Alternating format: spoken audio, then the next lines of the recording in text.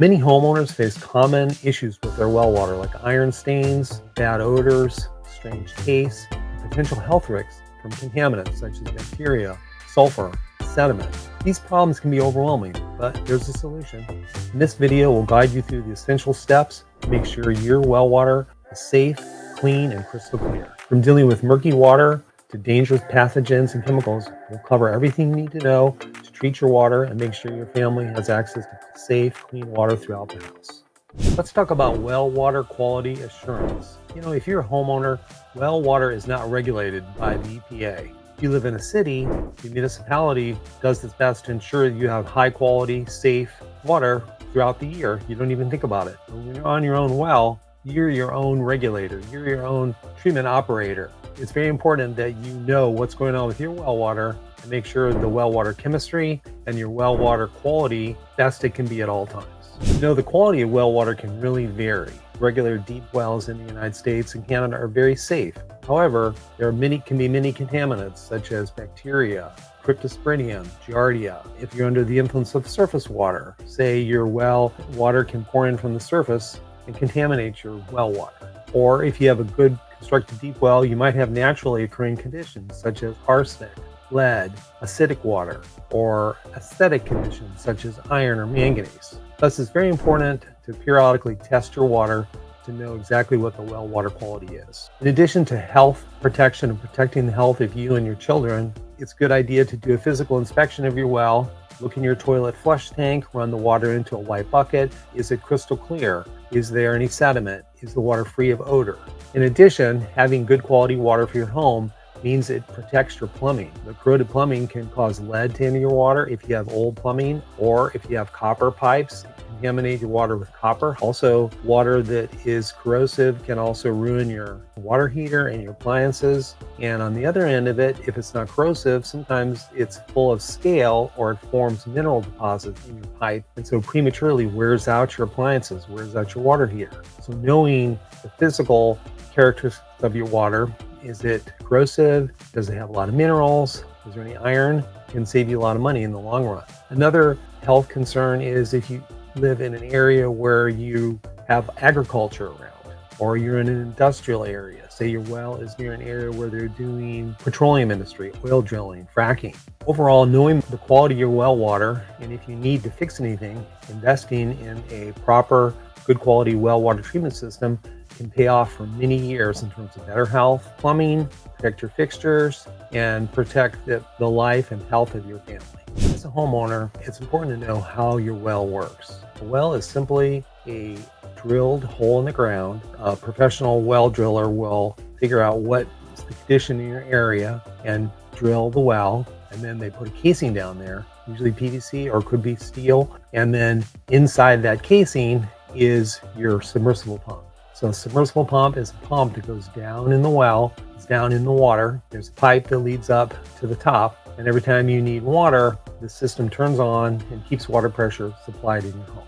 One thing that's important to know, whether you have a new well or old well, is that your well is protected from surface water entering the well. On the surface, you have parasites such as giardia, cryptosporidium, E. coli, bacteria that can enter the well if your well isn't properly sealed at the top. So therefore, if you have an old well, you can inspect it yourself, look at just the top and just see, is there any holes, is it sealed? Generally, you get a professional well contractor, well driller to inspect it and make sure your well is properly sealed and safe, and you don't have a problem with surface water entering your well.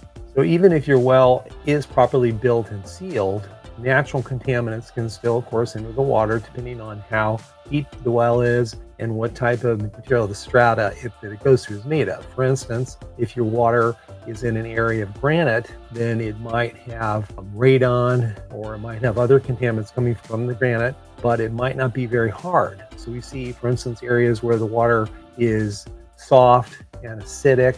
It's because there's no natural limestone to buffer that acidity. Then there can be the hardness of the waters and magnesium minerals can increase a lot, and then you have hard water. A lot of times folks will say, well, my neighbor has this problem and has his water tested, then I don't need to test my water. But actually, even a very short distance away, the water can be dramatically different. People have wells drilled at different heights, different depths. the actual material in the ground will change even in a short area. The EPA recommends testing your water once a year for coliform bacteria and nitrate at a minimum. Coliform bacteria and E. coli is not normally found in groundwater. If your well shows up positive for coliform bacteria, that means something is getting into the well. Even if your well is properly sealed, it could be that there's a septic tank too close. It's unusual in a well-constructed deep well. You wouldn't normally find coliforms. And the other thing is nitrate is very water soluble. It's found in fertilizers, very common. So if you live in a heavy intensive agriculture area and the soil is sandy, even if you have a deep well, you can still have nitrate contamination. Nitrate is actually a health threat. There's a level where it's unsafe to drink it over a certain level for infants and pregnant women and also livestock as well. So having your water tested periodically for coliform nitrate is just a good way to know. And then there's a lot of other things you could test for, such as heavy metals, pesticides, herbicides. It's a good idea to have your well periodically tested for those contaminants too, just to make sure, hey, I'm good. I don't have the arsenic. There's no lead. The other thing we look for in a water test report is what is the physical characteristics of the water? What's the pH of the water? So if your water is acidic, then that means it's going to be more aggressive and perhaps destroy your appliances, fixtures, bleed copper into your water if you have copper pipes. Those are the main things we look for in a water test. And as a homeowner, it's a good idea to know what the physical characteristics of my water is, as well as are there any contaminants I should be concerned about. Some of the most common well water issues that we run into after testing thousands of wells in the United States is calcium hardness, not a health threat, but it can build up in your fixtures and plumbing. Iron, manganese, metals, which are stainers, tannins, which is organic matter from the surface. That's unusual, but it's common if the water really is in a very heavily rainy area or there's a flood event, then it can sometimes seep into the groundwater. Some areas have higher levels of arsenic. People should be drinking water with much lower levels of arsenic, leading to higher incidence of cancer. So they've lowered the standard. Same with lead is not naturally occurring that we found. There are areas of the country where there is some lead in the water, but usually it's caused by either old brass valves, rare cases like lead solder. As time goes by, it's getting less common because people are replacing their old plumbing. The other thing we run into quite a bit is radon. That's very specific to certain areas, usually a lot of granite or other types of rock that actually has radon. It's a gas and then it gets into the water. Another common thing we get is odor, and can be from different types of bacteria that live in the well. It's not a health threat, but it creates this hydrogen sulfide rotten egg gas. The other thing we're running into more common now is acidic water caused by rainwater. It goes into the ground, seeps in. It's better to have it be neutral just to protect your appliances and plumbing. The other thing we run into a lot is total dissolved solids, such as salts, minerals. It's basically the total of all the inorganic minerals in your water, of which you want usually less than 500 parts per million is good. And so when you get up into 800, 1,000, 1,200 parts per million of total solids, then it's kind of more miserable to shower and use the water. You get a lot of white spots. If you're an area where there's more seawater intrusion and you're getting seawater coming into the groundwater because they've pumped too much groundwater out, if you're in an area of drought, then that can exacerbate it as well, where the water is getting more concentrated. We don't run into too many pesticides and herbicides, but there are some areas that have a lot of glyphosate, and particularly Illinois, other areas where there's intensive corn farming. Fortunately, the chemicals are pretty volatile, so you don't see them in deep wells as often as you would say nitrate, which is more water soluble. And calcium nitrate is a mineral. It's easy as a salt. It can penetrate the groundwater more commonly than these chemicals. We are seeing an increase in problems from petroleum industry. Most of the time, it doesn't cause a problem because it's so deep. It doesn't affect the groundwater that's right there, but just the industry of itself on the surface can contaminate as well. Whatever the problem is, there's a treatment solution for it. It's just a matter of figuring out what you have first and then designing the best system that's the lowest cost. So speaking of testing your well water, we've put together a very easy to use well water test kit that has everything you need to test your water at home yourself and get results immediately. For health threats such as bacteria and nitrate, lead, arsenic, we recommend a laboratory test. Also very simple. You just fill up the bottles. It comes with prepaid postage, and within about a week, you get a report back from a certified lab giving you an exact breakdown of what's going on with your water. Just click the link below to get your test kit today.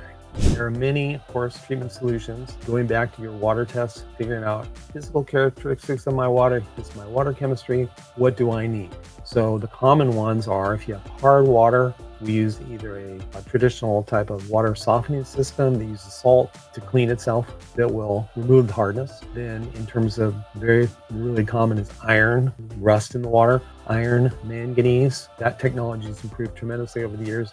Really good iron filter systems that can remove the iron and manganese, and sometimes iron, manganese, and hydrogen sulfide.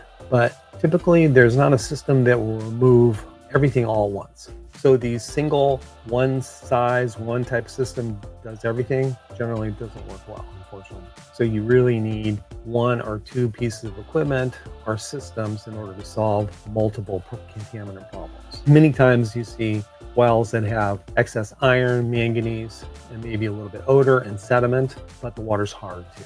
So a very good approach is to have an iron filter first, then a water softener second. It's really great to have the combination of those two. Another common setup is folks will get a acid neutralizer. Say they have acidic water. What we'll do is we'll have an acid neutralizer and then a secondary phosphate filter to protect the pipes and heal the existing copper pipes. There's just multiple systems that you can get that you can mix and match, and then you end up with a perfect system that works great. It's a very low level of maintenance and it's fully automatic. That's the goal. You want something that'll be more automatic and not something you don't have to mess with on a weekly basis. So as a homeowner with your own well, there is some maintenance that needs to be done both on the well system and if you get a treatment system on your treatment system. The main thing is doing a water test once a year is recommended for coliform bacteria nitrate. Just do a physical test once a year. It's very low cost. If you notice any changes in your well, one complaint, for instance, if you see your electric bill going up really high, it can happen where your well pump check valve goes bad and your pump is just running all the time. It builds up pressure. All of a sudden, you have a super high electric bill because your well pump's been running all month. You can make your system work much more efficiently. For instance, say you have a water softener. Those use salt. So you want to use as little salt as possible. By having your own hardness test kit and seeing how frequently the softener is regenerating and what it's set for, you can make adjustments and all of a sudden you could be using, maybe cut your salt use in half. The other thing is same with iron, manganese filters, these other systems, you want to check, do a test before and after.